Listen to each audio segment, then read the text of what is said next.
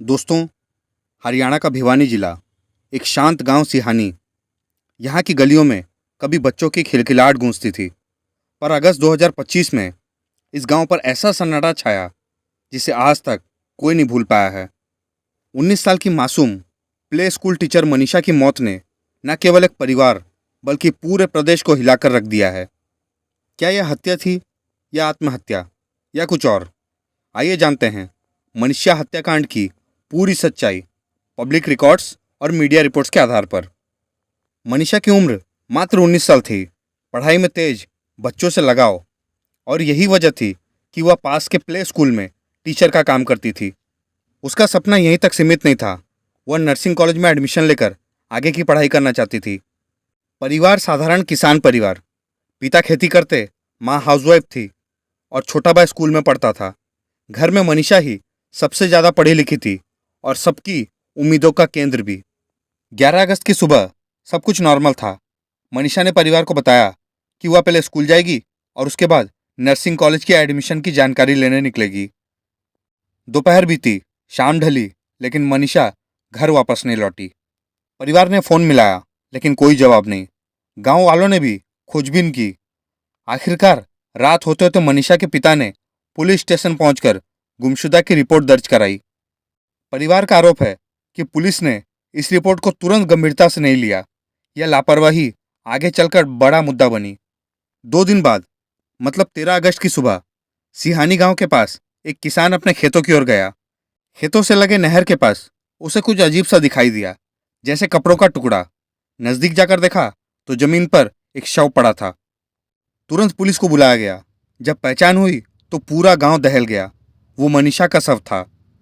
शव की हालत बहुत खराब थी। गले पर गहरे निशान थे, कपड़े अस्त व्यस्त। परिवार का दावा था कि यह स्पष्ट हत्या का मामला है। पुलिस ने शुरुआत में हत्या का शक जताया, पर कुछ ही घंटों में एक और एंगल सामने आया, आत्महत्या की संभावना। ये बात गांव वालों को हजम नहीं हुई। जांच के दौरान कई चौंकाने वाली बातें सामने आई। Suicide note. पुलिस का कहना था कि मनीषा के बैग में एक सुसाइड नोट मिला है। वायसरा रिपोर्ट में कीटनाशक के जहर के निशान पाए गए हैं। पुलिस का दावा था कि मनीषा ने वह खुद खरीदा था। पहले पोस्टमार्टम रिपोर्ट में यौन शोषण के कोई सबूत नहीं मिले, लेकिन मनीषा के परिवार वालों ने इन सब बातों को नकारा है। उनका कहना था कि गले पर कट का निशान और कुछ अंगों का गायब होना हत्या की ओर इशारा करता है। दूसरी तरफ डॉक्टरों ने कहा कि खुले में शव पड़े रहने के कारण जंगली जानवरों ने कुछ नुकसान पहुंचाया होगा। पुलिस और परिवार के बयान बिल्कुल अलग थे। यह विवाद पूरे हरियाणा में आग की तरह फैल गया। जैसे ही खबर फैली, गांव और आसपास के इलाकों में प्रदर्शन शुरू हो गए। लोग सड़कों पर उतर आए, बाजार बंद हुए। गांव में महापंचायत बुलाई गई। मांग साफ थी, निष्पक्ष जांच और दोषियों की गिरफ्तारी। पुलिस पर लापरवाही के आरोप लगे। मामले की गंभीरता को देखते हुए हरियाणा सरकार ने इंटरनेट सेवाएं बंद कर दी ताकि अफवाहें न फैले। सरकार को दबाव झेलना पड़ा।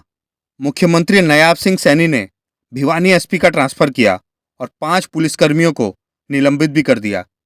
जनता का गुस्सा शांत करने के लिए राज्य सरकार ने मामला सीबीआई को सौंप दिया। 3 पोस्टमार्टम हुए, भिवानी, पीजीआईएमएस रोहतक और फिर एम्स दिल्ली, और हर बार लगभग वही रिजल्ट। यौन शोषण के सबूत नहीं, कीटनाशक जहर मौजूद और गले पर घातक चोट का कोई स्पष्ट प्रमाण नहीं। लेकिन फिर भी परिवार का आरोप कायम रहा, ये आत्महत्या नहीं, हत्या है।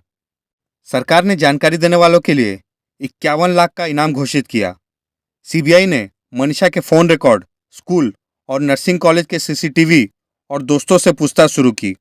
21 अगस्त को भारी पुलिस सुरक्षा के बीच मनीषा का अंतिम संस्कार हुआ। उसका छोटा भाई रोते हुए चिता को अग्नि देने पहुंचा। गांव में सन्नाटा छाया हुआ था। इंटरनेट बंदी कुछ दिनों बाद हटा दी गई, लेकिन सवाल आज भी वही है, क्या मनीषा ने सचमुच जहर खाकर अपनी जान दे दी, या फिर ये एक सोची समझी हत्या थी? सीबीआई की जांच अभी भी जारी है। कई गवाहों के बयान लिए जा रहे हैं। परिवार आज भी न्याय की मांग कर रहा है। सवाल जो अभी बाकी है, अगर आत्महत्या थी तो गले पर गहरे निशान क्यों? और अगर यह हत्या थी तो अब तक कोई आरोपी क्यों नहीं है? सुसाइड नोट की हैंडराइटिंग क्या वाकई मनीषा की है? पुलिस ने शुरुआती रिपोर्ट में इतनी देरी क्यों की? ये सवाल आज भी जनता के मन में है। दोस्तों, मनीषा हत्याकांड सिर्फ एक घटना नहीं, बल्कि हमारी कानून व्यवस्था, समाज और प्रशासन के लिए एक बड़ा सबक है। एक युवा लड़की की मौत पर आज भी सच की परतें पूरी तरह से नहीं उठी है। क्या ये कहानी हमें बताती है कि इंसाफ में देरी कितनी भारी पड़ सकती है? क्या ये सिर्फ एक नॉर्मल घटना है जिसे हम कुछ दिन बाद भूल जाएंगे? दोस्तों, आप लोगों का क्या मानना है? क्या मनीषा की मौत आत्महत्या थी या फिर हत्या? हमें कमेंट करके ज़रूर बताएं। और अगर वीडियो पसंद आया तो चैनल को लाइक, शेयर, सब्सक्राइब ज़रूर करें।